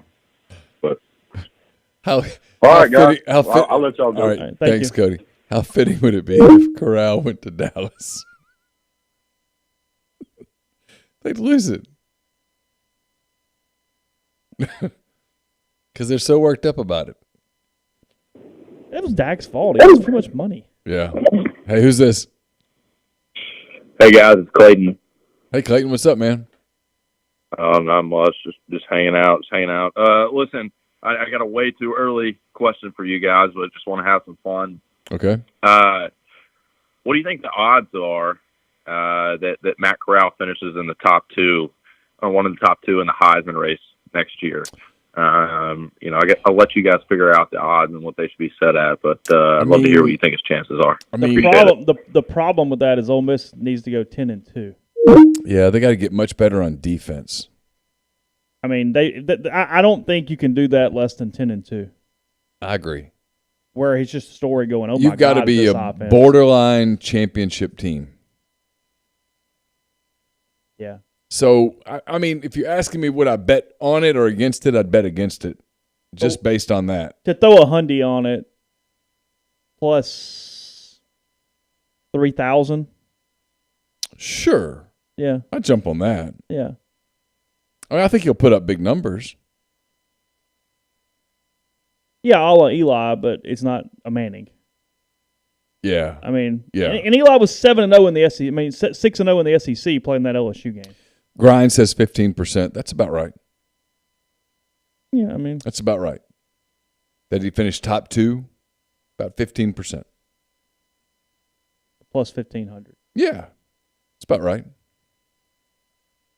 Okay. I mean, yeah. What's his offense look like? I mean, I'll say this, and people are going to get mad at me. I'm not at liberty to say the name, but I think they're in line to add a major grad transfer offensive name at a skill position next season. Go to your messages on the website. Okay. Hey, who do we have? Hey, it's Killer Cam. Hey, Killer, what's up, man? Well, 2 things. I got an NBA question for you, Neal, and possibly for Chase, depending on where his NBA alliances lie. But you tell me. Go ahead. And I got a theory. I said it in the stream. I think the cigar thing with Kiffin, I think it's him making reference to Bama and kind of making them what Tennessee is to Bama. Oh. I think, because, I mean, it seems like he's that type of guy. Like, it could be a reach, but it seems like that type of guy that would send a message that not a lot of people would understand. But my NBA thing, Neal, I'd like to know what you think about Brandon Ingram. Like, he's my favorite player in the league right now, and I think they're really about to be really good. The Pelicans, they got a good roster. They lost Derek Favors, but yeah, I think they're about to be really, really, really good. Yeah, I like the Pelicans a lot. I like what they're doing. I liked the Holiday trade because they positioned themselves to get some picks out of it. Obviously, they're going to build around Zion and Brandon Ingram and Lonzo Ball, which is a nice trio to build around. And I like what they're doing. Really good. I mean, I like what they're doing. If I'm them, I'm kind of hoping that this season doesn't work out so great, so I can get back in the lottery in a prospect heavy lottery. And then I'm going for it. See, and I think that I don't think unless there's an injury to one of those three, I don't think they're really bad. No, they're not. They really have they're not really bad, but the West is just going to be so good, so it's kind of hard to. It's hard to kind of figure out. They could get like luck of the draw. You know, it's kind of like I do this in when I rank the SEC every week, and I'll sometimes say, "Hey, someone has to finish ninth." You know, someone has to finish ninth. Yeah. Oh, and I do have one more thing. I think if Otis plays the whole year, and obviously it's real hypothetical, I think if this is Benito and Coatney, if you have just those two and Otis for the whole year, I think you lose one game, and I think it's Florida. I mean, you got to give them that Bama game. Yeah, I understand it was tied when it was tied. I get it. I think if you have Benito and Coatney, I don't think they run on you like that. I don't think anybody really runs on you like that. But then you scout differently. Sam Alabama would have had a different plan and all that stuff. Yeah. So I don't know. Yeah. I mean, it's hard for me to look at Alabama all season and look at Ole Miss all season and go, yeah, Ole Miss wins that game. I mean, I have a hard time with that. Well, they'd at least be what is that now? They'd be what? They'd be 6 and 2. That's fair. Yeah. I mean, Kiffin's first year too. He's already got. Imagine what it would be, the momentum we'd have at 6 and 2 instead of 4 and 4. I mean, you got the momentum at 4 and 4. You're good. I know, that's what I'm saying. Yeah. But whew. Oh, and there was a Florida State defensive tackle that hit the portal today. You think, can't remember what his name is, but think any shot at him? Yeah, I just they don't. usually have pretty good defensive players. Yeah, so. I just don't know. I don't know enough about him. We'll get. And why did he leave? Is he good? Yeah. I mean, that's the thing too. I mean, there's so you know. Yeah, there ain't too much talent coming out of Florida State here lately. So, but all right. Thank y'all. Hey, Killa, thanks. Shout out back to you, Ben. Thanks to you. He says shout out to Webb, and then Jen Deuce with a shout out to us as well. He says, can you say what conference the mystery transfer would be coming in from? Nah, I better not. I mean, it was so off the record, so I better not. What are you talking about? I said that it's my very educated opinion that Ole Miss has a. I know what you're talking about. Yeah. A grad transfer. Yeah, I know what you're talking dude coming in.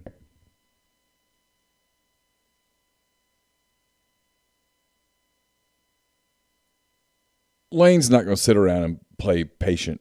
Let's put it that way. They're going to be aggressive. In every ways that you can get kids. Yeah. Yeah, they're just going to be aggressive. I mean, he talks about that. They view the roster building in a way like an NFL team. Like an NFL team. Thank you. Let's see. We're starting the second half on our basketball game we got going on up here. I think Ole Miss has a lead. I think so. Hey, who's this? Yeah, this is Philip. How's it going, guys? Hey, Philip, what's up? Not too much. No, I was just wanting to call. I've been thinking about just timing of how everything's been going, and how much do y'all put into the idea of like this kind of being perfect timing for Kiffin, like as far as like Ole Miss and having the timing with all the other programs, kind of having some turmoil. I hadn't really thought about it that way. I mean, it's probably about as good as you can get in the West, though, because State's not looking like they're going to do anything. And I've been lobbying for him for 3 years, fair. So it's hard for me to. Right. It's hard for me to. I was the guy that wrote in November of 2017, you should hire Lane Kiffin. So it's hard for me to go, well. But if somebody told you, now. Auburn piddled for a couple of years, you wouldn't be surprised. LSU, God knows what's going on. I mean, I guess that's my point. Is that in the West, I mean, Alabama's Alabama, and I think Saban's going to coach for a little while, and A&M is clearly better. But beyond that, there's an opening there. Nobody else is necessarily trending upward on you right now in the West. No, I mean, if you look at the West today, you got Alabama, that's the preeminent program in the country. A&M is arcing upward. Yeah, sure. Auburn is stagnant. Yeah. LSU is falling off a cliff. State's declining. And Arkansas is fine, but you have a higher ceiling. Arkansas is arcing up, but they're started so far down that it's going to take them a while to get relevant. Yeah. Well, that's kind of what I was thinking, because like from a recruiting standpoint, you look at it and you're like, well, if say you talk about the national guys looking at it and saying, oh, Ole Miss shouldn't be able to do this or that or whatever. It seems like, obviously we're going to get that benefit with Lane being the coach, and it's going to be like, oh, it's not Ole Miss, it's Lane. But then you also have with Auburn, let's say they do get rid of the coach in a year, or maybe even something crazy happens this year. But really, I was looking at it, we should be able to recruit pretty strong against LSU, Auburn, and State, obviously. And so, like I said, Arkansas is not, we really don't compete with the same players, so it just kind of seems like it's almost like a perfect timing for Kiffin here and really be able to do something big. And I just don't really see, where we have to have a whole lot that we have to compete against that we traditionally have had to do to get those big time players, even on the defensive side of the ball. I mean, look, they're in a great spot. There's a number of things that have to happen for them to recruit at the highest level. Network, at some point, facilities. But they're poised to become a program, in my opinion, that is right in that second tier behind Alabama. Yeah. Yeah, that I think right now. I mean, I look at it, and in years past, I'm like, we can't get to where Auburn is at that moment, whatever time we're talking about. But right now, I look at, like, to me, it seems like even on the field currently with the players that we have, it seems like Alabama's really the only team that we per se can't match up with man to man on any given Saturday right now. Yeah, I mean, look, Alabama's the preeminent program in the country. Period. The end. He's been there for 14 years, and he's built a dynasty. You're not catching them in 1 year. It's going to take time. But everybody else, I mean, I think Ole Miss is kind of on a path that Texas A&M is on in a way, and Jimbo, this is year 4, and yep. I think Ole Miss could accelerate past them. Everything else is up for grabs. But here's the deal: I've talked about this with the whole Egg Bowl thing. When you're Ole Miss, you're in the SEC West, so the standard is Alabama. I mean, that's bottom line. For you to get where you want to go, you've got to match them, and that's a hell of an undertaking, because they've built an absolute dynasty there. Whether you love them or hate them or whatever you think about them, you have to respect what they've built, and that is the standard. And if you're in the SEC West, to get to where you want to go, you got to get past them, and that's really hard. Yeah, I mean, I know, but like, legitimately, I mean, how long does Saban still have? I mean, I got to think 5 years max, right? I mean, I would think, but I mean, how much longer? Here's the better question: how much longer can he stay there before his age becomes? Which does happen. We've seen that a lot of places. But here's the thing. We just watched a presidential election between a 78-year-old man who can't remember his name and a 75-year-old man. Yeah, but you remember. I mean, Paterno got popped by it. Bowden got popped by it. He did. Bill Snyder got popped by it. But so far, Saban doesn't show the Biden tendencies. Saban seems pretty sharp. Yeah, I mean, it does. It just seems like I guess one of the reasons I was thinking about it is, I hear people all the time talk about, Nick's going to go or whatever, and he never does, and I don't think he's leaving anytime soon necessarily. But then it's like, then you hear people talk about Kiffin and leaving early, or how long is he going to be at Ole Miss, and I don't really put any stock into that, because I believe that how successful he is what's going to dictate if he can leave. And if he can leave, it's like y'all said before, him being successful is all Ole Miss can ask for, because that means we were successful. But I guess my thought is that, if Kiffin does hang around long enough to see that happen at Alabama, I think that given everything else I was talking about with the other teams kind of falling off in over a year or two and letting us catch them, it kind of positions Ole Miss to be a team that could possibly step up and be that one tier. Sure. Sure. When Saban does leave. Sure. There's no doubt about it. I mean, that's got to be the goal. I mean, look, Freeze got it a little bit because, look at 12. He was able to break that winning streak because Auburn had John L. Smith as interim coach, and Auburn was awful with Gene Chizik in his final year or whatever it was. So you get those two breaks. I mean, A&M was not anything crazy. You played them close. Freeze should have won the game at least one of those 2 years, but they had Manziel. And then, he was an upset, but he beats LSU in 13. You know what I mean? You found ways to beat the teams that were going to give it to you there for a little while, and that's what they did. So, I mean, it's somewhat of a similar situation here. Thanks for the call, Philip. Oh, Freeze definitely took advantage of Auburn for sure. So, anyway, thanks, guys.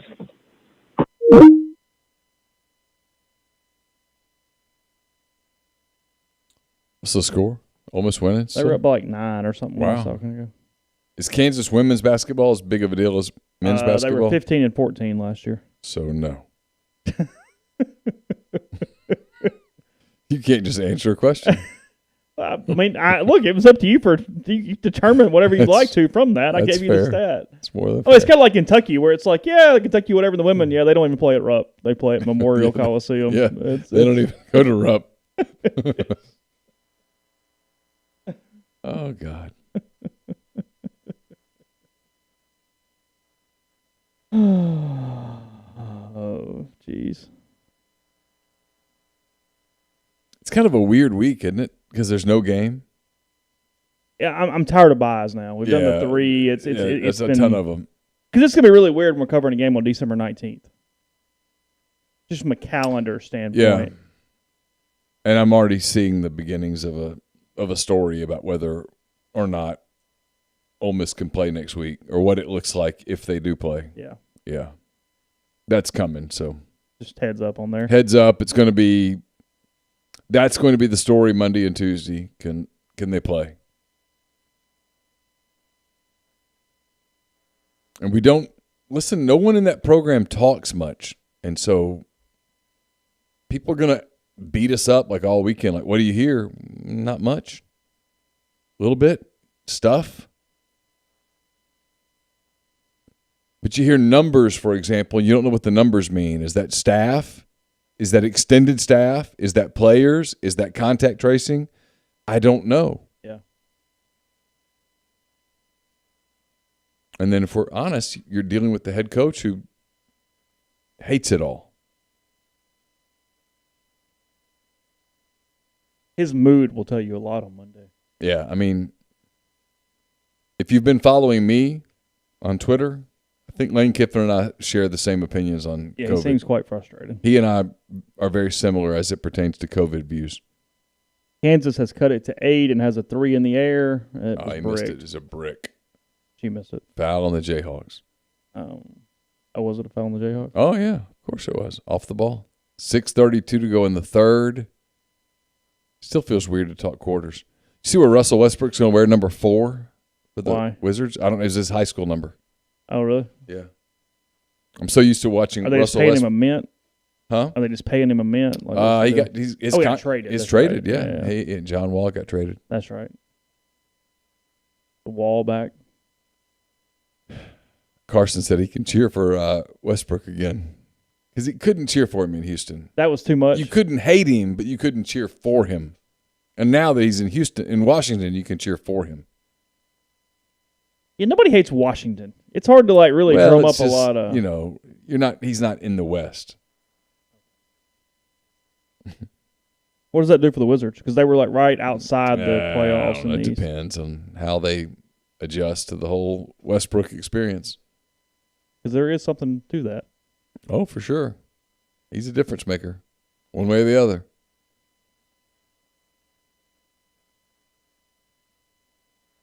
Anything else from anybody before we shut it down here on this Thursday night? We've been with you for about an hour and 45 minutes.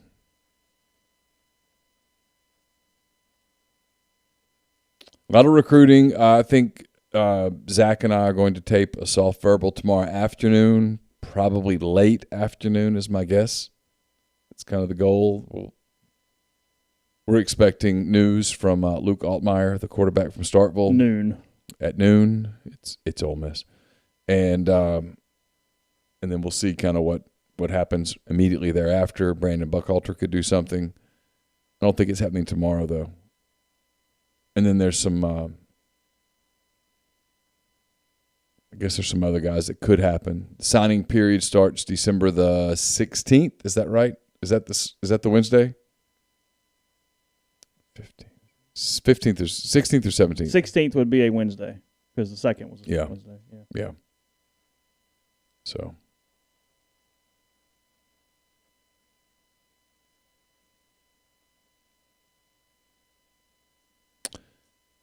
Yeah, people wanting Grind to call in, but it's not showing up. So I don't know what the deal is. I don't know whether. Oh, there he is. No, it's not him. We'll see what this is. We'll take a couple of calls. Hey, who's this? Hey, this is Bo again. Hey, Bo. Hey, Neal, I just want to tell you that how much I enjoy Chris Landry, your show with Chris Landry. Oh, thank you. Twice a week. It's excellent. Thank you. Very good. Really enjoyable, and I want to tell you that earlier, but the beeping started. So. Oh yeah, that's right. Well, listen, if you know anybody that wants to sponsor that show, let us know because it's getting great numbers. It needs some sponsorship for it to keep going. Honestly, right. So if you know anybody, it's getting numbers kind of all over the place. So it'd be a perfect for a regional kind of a sponsor. That'd be great. Okay, cool. Can we shoot you an email if we? Absolutely. Yep. Okay. All right, man. Okay. Thanks, Bo.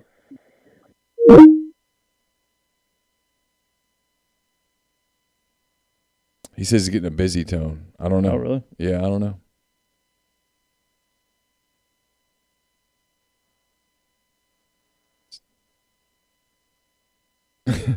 No, Chris is not a get off my lawn kind of guy. Chris is just a football guy. Chris likes football a lot. Chris likes football like Will Hall likes football. Like Will Hall likes football. Yeah. It's a great point. Hey, who's this? Hey, it's Ben in Tupelo. Hey, Ben. I was hollering just to see if I got a busy tone. I did not. You did not?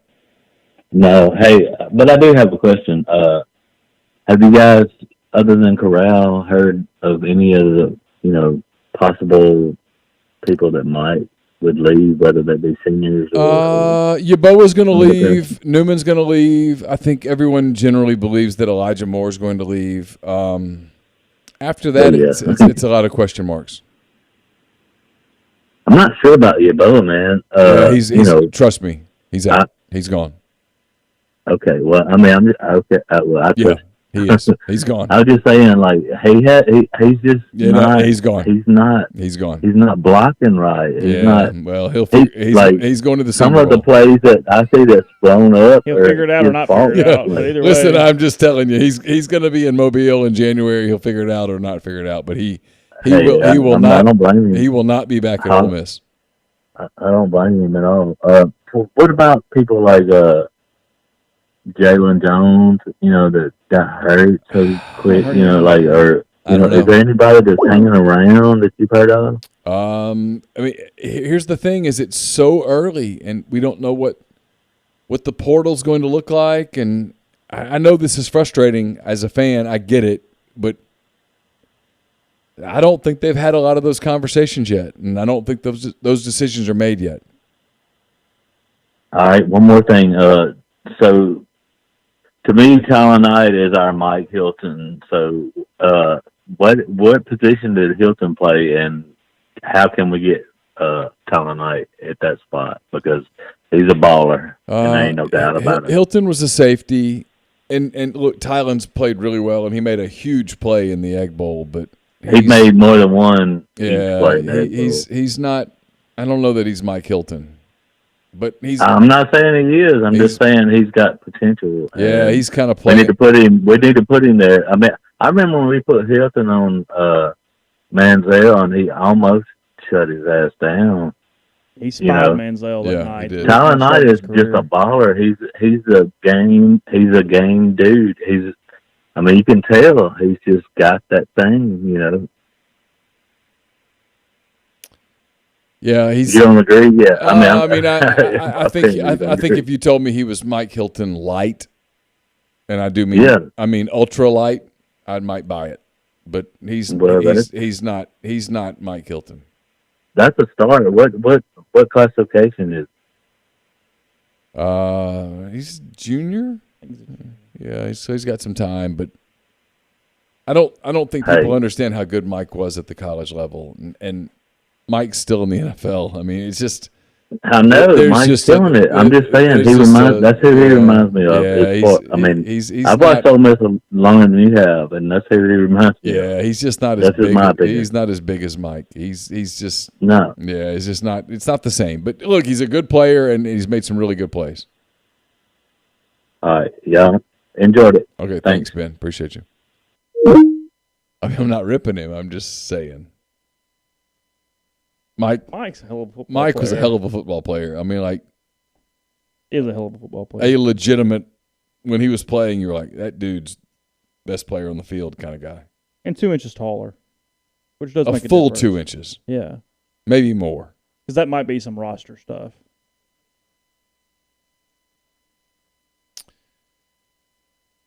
All right. It's been going almost 2 hours. We'll shut it down. And get off. We're going to finish watching this game where the Jayhawks have cut it to 3, and we got a barn burner going at the Pavilion. They cut it to 3? Oh, wow. Third quarter. 7-0 run over the last 3 minutes.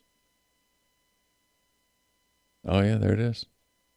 Oh, I put it on the screen. I just had it over here on my did notepad. you? Yeah, look at you. UL Monroe only lost at Arkansas by 53. Oh, well. Almost had him.